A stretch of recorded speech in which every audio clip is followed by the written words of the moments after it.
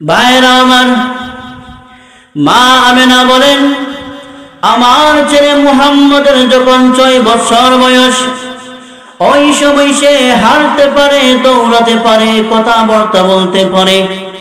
পাড়ার ছেলেদেরকে যখন দেখেন মাঠের মধ্যে খেলাধুলা করেন, ওই সময় আমার নবী তাদের কাছে গিয়ে দাঁড়িয়ে দাঁড়িয়ে তাদের খেলাধুলা দেখতেন, কিন্তু নবী কোনোদিন খেলতেন না। এইভাবে নবী প্রতিদিন তাদের খেলাধুলা দেখেন এবং সন্ধ্যার আগেই নবী বাড়িতে চলে আসেন। কিন্তু একদিন হঠাৎ করে দেখা যায় সন্ধ্যা হয়ে গেল, তখনও পর্যন্ত নবী বাড়ির মধ্যে ফিরে নাই। ওইদিকে মা আমেনা পেরেশানির মধ্যে পড়ে গেলেন, মা আমেনা টেনশনের মধ্যে পড়ে গেলেন। নবীকে তালাশ করতে করতে মা আমেনা পেরেশান। পাড়ার সকল লোকদেরকে জিজ্ঞাসা করেন, আমার ছেলে মুহাম্মদকে তোমরা দেখছো নি? সবাই বলেন, না আমরা দেখি নাই, তবে একটা ছেলেকে দেখেছি মাঠের কিনারায় বসে চোখের পানিগুলা ছেড়ে ছেড়ে বাবার জন্য আব্বু আব্বু বলে সে কাঁদে। মা আমেনা একটা মুহূর্ত দেরি না করে দৌড়াইয়া চলে গেলেন সেই মাঠের কিনারায়। সেখানের মধ্যে গিয়ে দেখে নবী বসে বসে চোখের পানি ছেড়ে কান্না করতেছেন। আমার নবীর কাছে গিয়ে মা আমেনা বলেন, আরে বাবা মুহাম্মদ, এখানে বসে বসে তুমি কান্না করতেছো কেন? বাবা তোমার কি হয়েছে তুমি একটু বলো না। আমার নবী তখন চোখের পানি গোলা ছেড়ে ছেড়ে কান্না করে মা আমেনাকে বললেন, ওগো মা,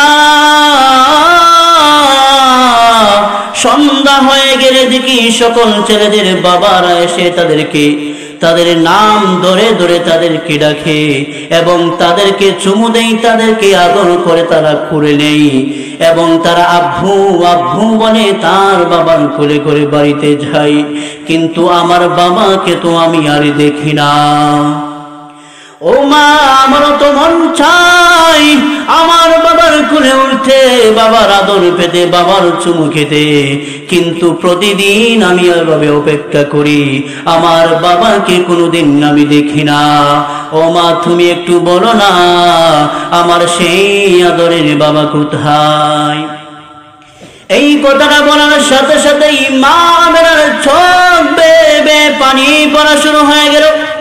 মা আমেনা বলেন, বাবা মুহাম্মদ, পুরাতন আগুনটা আবার আমার ভিতরের মধ্যে জ্বালিয়ে দিলি, পুরাতন আগুনটা আবার আমার দিলের মধ্যে ধাউ ধাউ করে জ্বলে উঠল। বাবা তুই কাঁদিস না, তোর বাবার কাছে ধরে নিয়ে যাব। এইভাবে মা আমেনা নবীকে সান্ত্বনা দেই, নবীকে আদর করে আর বলে, বাবা চল তোর দাদার কাছে আমরা চলে যাই।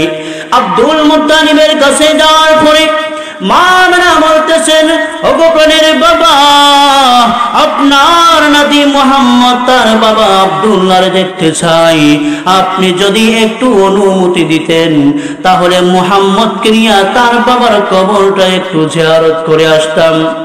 আব্দুল মুত্তালিব অনুমতি দিয়ে দিলেন। সেখানের মধ্যে তখন 2 জন দাসীকে নিযুক্ত করে দিলেন।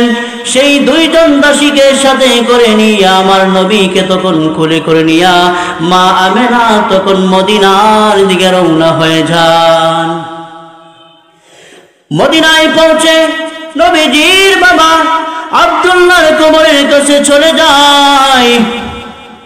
সেখানের মধ্যে গিয়ে মা আমেনা নবীকে বলতেছিলেন, আরে বাবা মুহাম্মদ, এই যে তোমার গোরস্থান দেখতেছো, এখানের মধ্যেই তোমার বাবা শুয়ে আছে। ব্যবসার কাজের জন্য বাহিরে গিয়েছিলেন, সেখানের থেকে ফেরার পথে জ্বরে আক্রান্ত হইয়া তোমার বাবা এখানের মধ্যেই মৃত্যুবরণ করে। এই কথাটা বলার সাথে সাথে মা আমেনা যখন নবীজিকে বললেন, নবীজির চোখ বেয়ে বেয়ে পানি পড়া শুরু হয়ে গেল।